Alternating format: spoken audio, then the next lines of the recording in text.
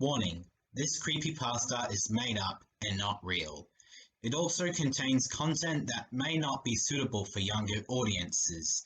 If you get scared easily, do not watch this creepypasta. Viewer discretion is advised. Toy Story 2 is one of Pixar's greatest sequels. It introduced us to good characters, and it had great moments, especially the climatic plane escape scene. There was even a video game with the movie released. I loved playing it when I was a kid, and I still do. Although I had happy times with both the movie and game, I don't think I would want to associate with them anymore. I was outside with metal detector, looking for some things to dig out, and I examined every ground level until there was a beat. I grabbed a shovel and I dug out a box. I unboxed the box, and it was both a Toy Story 2 poster and a PC port of the Toy Story 2 video game. I was quite surprised, but I wasn't too sure about playing it yet, because I don't really play games much nowadays. When my parents got home, I told them about the box of stuff and they were okay with it. The day after, I thought I would play the game on a rainy night since my parents and older sister were out.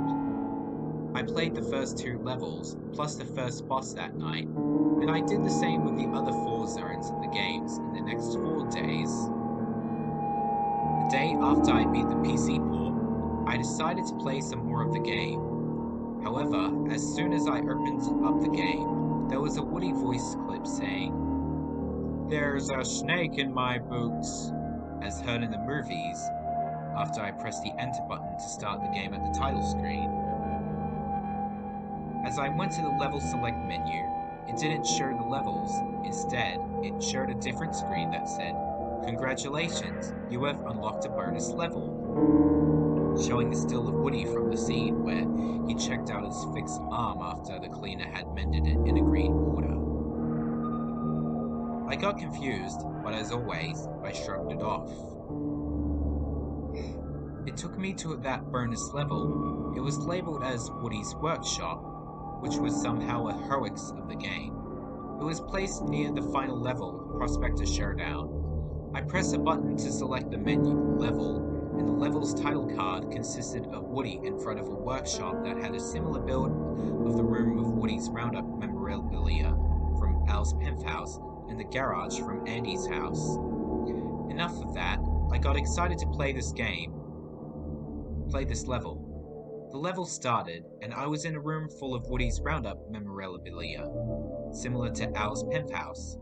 As I got out of the room, instead of being in the hallway of Al's penthouse, I ended up at a garage-like area.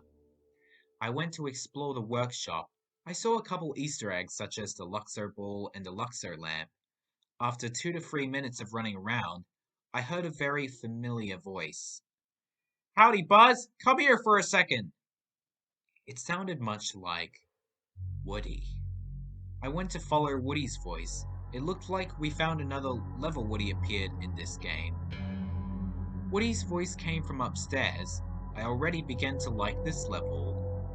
I then found Woody in a room full of paints, tools, etc., similar to a room from another level, Construction Yard. He was sitting on a table and he was waving both of his arms, looking normal. I even made contact with him and he said, "Hello, Buzz, you found me. I am so happy, but you weren't there for me. You neglected me. I'm sorry, Buzz, but this has to be done." I was baffled at what Woody said. Was he angry that he only appeared in one level? As soon as I finished talking to Woody, all of the robot toy enemies appeared from behind Woody, and they began to chase Buzz with the same behavior from one of the boss levels, Toy Barn Encounter. I ran from them, but had to fight back. I vanquished all 5 of them, but Woody came out of the room, and sweet Jesus, his eyes were hollow black, and he had blood for tears leaking out of his eyes. Despite the fact toys don't shed tears, bleed, or sweat. I made contact with him again, and he said something else. You may have defeated my new allies, Buzz, but you can't take down my newer allies I have made. At that moment, Jesse and Zurg appeared next to him. Like Woody, Jesse also had hollow black eyes and red pupils, and was crying blood, even though Zurg looked normal. I started to get very anxious. I pinched myself thinking this was a dream, but unfortunately it wasn't. It was time for Buzz to fight Woody and his gang. The boss battle's theme is a mixture of Zurg and the Prospector's boss themes. Every time I tried to perform the spin attack on Zurg, he would just evade it quickly. However, I was lucky enough to shoot my laser at Woody and Jessie. I defeated Jessie by giving her about 13 to 16 shots of my laser, and Zurg was cornered so I could use my spin attack on him. Zurg was defeated, and I was left with Woody.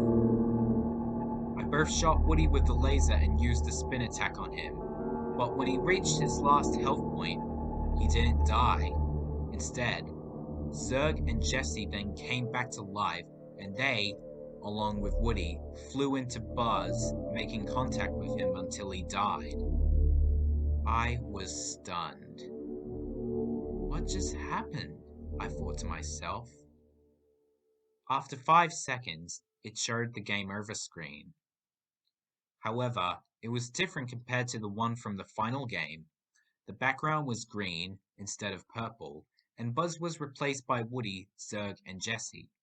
Even the background music was the original Game Over soundtrack, but it was slowed down and it had a haunting filter applied to it. After the soundtrack played, there was a deep voice that said, "Give well-known characters more level focus. If not, then sorry, but you'll have to receive your one and only comeuppance." I had lots of chills down my spine when I heard that. Did somebody just edit this game? Instead of taking me back to the menu, the game closed. I went to open the game again. However, it immediately took me to the start screen. It showed all of the characters from the game, minus the enemies and other characters that never appeared in the final film. They were in a red background, and the Toy Story 2 logo was in flames. Also, the music was Woody's Roundup, slowed down and reversed. Buzz then disappeared from the cast after 8 seconds. At the same time, Al's laugh from the movie played with an echo effect. That sent chills down my spine. It felt like someone was in my house. I had enough of seeing all of this shit. I had to eject the game disc from my computer, threw it on the roof, and restarted my computer in case of any errors. After I did all of that, I went out for a drink to recollect my thoughts. I even went to look around the house if Al was actually here. Luckily, he wasn't. That laugh was only from the game and not actually happening here. My parents were home, and I told him all about the game being cursed, but they didn't believe me. It wasn't well for me that day. From now on, I'm going to stick with not playing any more video games. Who could have done such a thing? Who is behind editing this game? And what more am I going to regret playing this cursed copy?